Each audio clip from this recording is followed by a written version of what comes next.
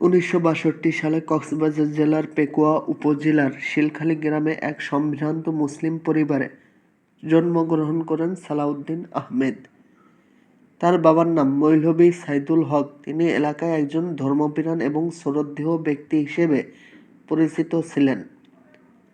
সালাউদ্দিন আহমেদের মায়ের নাম বেগম আয়েশা হক। সালাউদ্দিন আহমেদরা 6 ভাই বোন। সালাউদ্দিন আহমেদ 1977 সালে পেকুয়ার শিলখালী উচ্চ বিদ্যালয় থেকে রেকর্ড নম্বর পেয়ে বিজ্ঞান বিভাগে উত্তীর্ণ হন এবং 1979 সালে চট্টগ্রাম কলেজ থেকে এইচএসসি পাশ করেন। এরপর তিনি 1980 সালে ঢাকা বিশ্ববিদ্যালয়ে আইন বিভাগে ভর্তি হন এবং 1984 সালে এলএলবি ডিগ্রি অর্জন করেন। একই বিশ্ববিদ্যালয় থেকে তিনি 1986 সালে এলএলএম ডিগ্রি সম্পন্ন করেন। সালাউদ্দিন আহমেদের স্ত্রী হাসিনা আহমেদ। হাসিনা আহমেদ পেশায় একজন আইনজীবী ও রাজনীতিবিদ।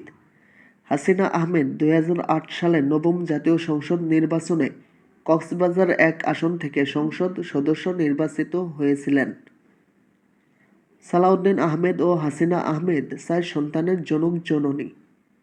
বড় ছেলে সৈয়দ ইব্রাহিম আহমেদ বিদেশে উচ্চশিক্ষা সম্পন্ন করেছেন এবং বর্তমানে সেখানে পেশাগতভাবে কর্মরত আছেন। ছোট ছেলে সৈয়দ আমির হামজা আহমেদ দেশের বাইরে পড়াশোনা করেছেন। বর্তমানে তিনি পারিবারিক ব্যবসা দেখছেন বলে জানা যায়। বড় মেয়ে ফাহিমা আহমেদ সাফি উচ্চশিক্ষিত এবং বর্তমানে প্রবাসে স্থায়ীভাবে বসবাস ও সেখানে পেশাজীবী হিসেবে কর্মরত।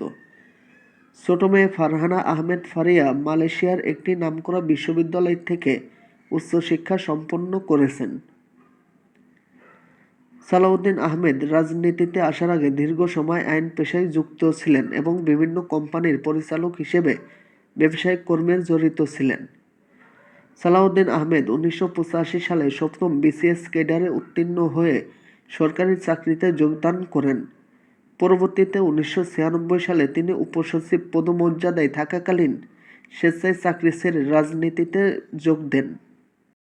সালাউদ্দিন আহমেদ 1985 সালে বিসিএস ক্যাডারে যোগ দিলেও 1991 সালে তৎকালীন প্রধানমন্ত্রী বেগম খালেদা জিয়ার এপিএস হিসেবে দায়িত্ব পালনকালে রাজনীতির সংস্পর্শে আসেন এবং 1996 সালে উপসচিব পদমর্যাদায় থাকাকালীন সরকারি চাকরি ছেড়ে তিনি বিএনপিতে যোগ দেন এবং 1996 সাল ও 2001 সালে টানা 2 বার কক্সবাজার 1 আসন থেকে সংসদ সদস্য নির্বাচিত হন। 2001 সালে 4 দলীয় জোটে বিএনপি সরকার গঠন করলে তিনি যোগাযোগ প্রতিমন্ত্রী হিসেবে দায়িত্ব পালন করেন। দীর্ঘ রাজনৈতিক ক্যারিয়ারে তিনি বিএনপির যুগ্ম মহাসচিব ও পরবর্তীতে দলের সর্বোচ্চ নীতি নির্ধারণী ফোরাম জাতীয় স্থায়ী কমিটির সদস্য মনোনীত হন। 2015 সালে সরকার বিরোধী আন্দোলনে সালাউদ্দিন আহমেদ ঢাকা থেকে নিখোঁজ হন। 62 দিন পর ভারতে তার খোঁজ মেলে। সেখানে অবৈধ অনুপ্রবেশের মামলায় তিনি খালাস পেলেও দীর্ঘ 9 বছর আইনি জটিলতায় ভারতে নির্বাসিত জীবন কাটান। 2024 সালে আগস্টে ছাত্র জনতার অভ্যুত্থানের পর তিনি দেশে ফিরে আসেন এবং 2026 সালের 12 ফেব্রুয়ারি ত্রয়োদশ জাতীয় সংসদ নির্বাচনে তিনি পুনরায় কক্সবাজার 1 আসন থেকে সংসদ সদস্য নির্বাচিত হন এবং 17 ফেব্রুয়ারি 2026 সালে স্বরাষ্ট্রমন্ত্রী হিসেবে শপথ গ্রহণ করেন।